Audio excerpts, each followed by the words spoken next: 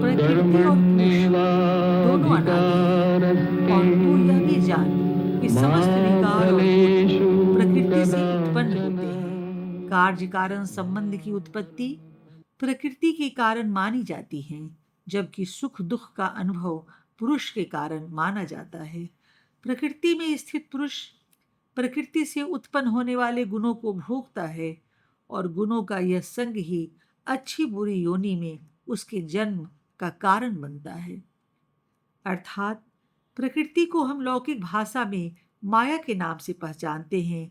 पुरुष जीव है, माया के वश अर्थात मूल स्वभाव के वश होकर जीव सत्य रजस और तमस से होने वाले कार्यों के फल भोगता है, और इसलिए कर्मों के अनुसार पुनर्जन्म प्राप्त करता है। इस देह में स्थित वह परम पुरुष, सबका साक्षी, अनुमंता, अनुमति देने वाला, भर्ता, भोक्ता, महेश्वर और परमात्मा भी कहा जाता है।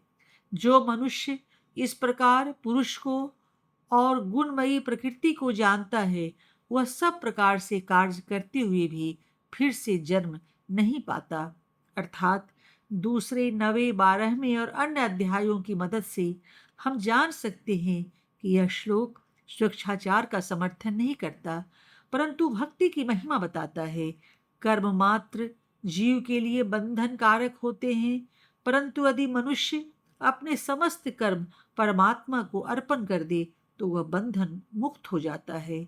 इस प्रकार जिस मनुष्य के भीतर से कर्तापन का हम भाव मिट जाता है, और जो चौबीसों घंटे अंतर्यामी प्रभु को साक्षी रखकर कर्म करता है, वह कोई पाप कर्म कर ही नहीं सकता।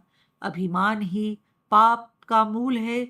जहाँ मैं मिट गया, वहाँ पाप की संभावना रहती ही नहीं। यह श्लोक पाप कर्म न करने की युक्ति बताता है।